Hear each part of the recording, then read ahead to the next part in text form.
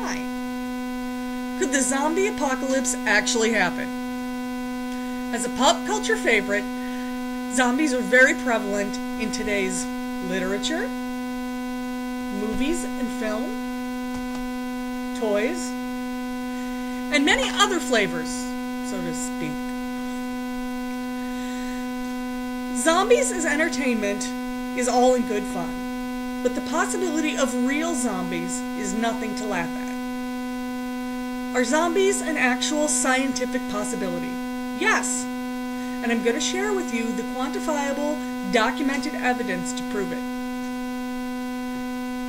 Archaeologists have found both pictorial and physical evidence that zombies existed as early as 3500 BCE. While those early zombies might not be accurately documented to today's standards, they were considered as such by the people that lived at the time. According to the respected publication Scientific American, there have been anthropologist-documented cases of zombies and zombie-like behavior worldwide, from current day back to the inception of the journal. In 1997, the medical journal The Lancet published a medical study of 3 genuine Haitian zombies. The case studies were proved by British anthropologist Roland Littlewood and Haitian doctor Chevalier Duyon. Interestingly, the CDC, or Centers for Disease Control and Prevention, have identified a number of viruses, bacteria, and other infectious diseases that have the potential to cause zombie-like symptoms and spread at pandemic levels. They also have civilian and military protocols in place for such an event. That's an interesting one to think about. If they have a plan for it, how far off is the possibility? A zombie is defined as an emotionless walking corpse without free will or memory of any previous events and a ravenous hunger for human flesh. What could really make that happen? Well, on a slightly more detached level, the brain parasite Toxoplasmosis gondii only currently affects the brains of rats. The parasite only reproduces in the intestines of cats. Kind of gross, I understand. But the parasite knows that to reproduce, it has to get the rat into the cat. So it takes over the brain of the rat and makes it go towards the cat against its natural instincts. Okay, we might also think, well, rats are very far from people. Well, they're not as far from people as you'd think. That's why humans currently test most of our pharmaceuticals on them. All it would take is one slightly more evolved version of Toxoplasmosa to do to us what it does to the rats. If you consider the fact that there are 14 confirmed biological weapons programs worldwide, including China, Iran, Iraq, and Russia, we don't necessarily have to count on natural evolution to reach that point. Another thing to consider is that there are certain kinds of natural occurring poisons called neurotoxins. They slow bodily functions to the point that one could be considered dead, even by a doctor, as in the cases in Haiti. Some of these poisons can be neutralized by drugs containing chemicals called alkaloids.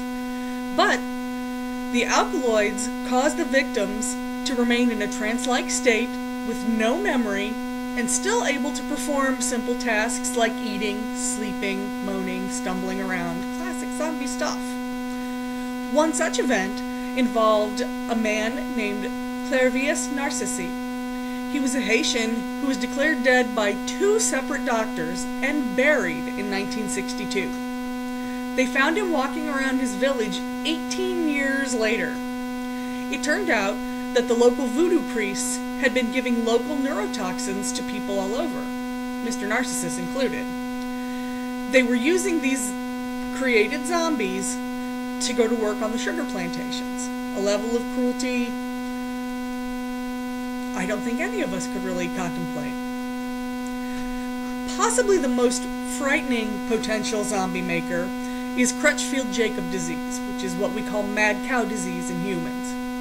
It deteriorates the brain and spinal cord tissue, resulting in changes in gait, the way we walk, hallucinations, lack of coordination, muscle twitching, jerks, seizures, and rapidly developing dementia and delirium. According to the Society for Microbiology's Journal of Virology, the average mutation rate of infectious diseases has risen 2.3% every 5 years since 1930, while the rate of actual infections has dropped drastically. If we consider that we're just one small brain chemical, serotonin, away from basically being mindless killing machines, all it would take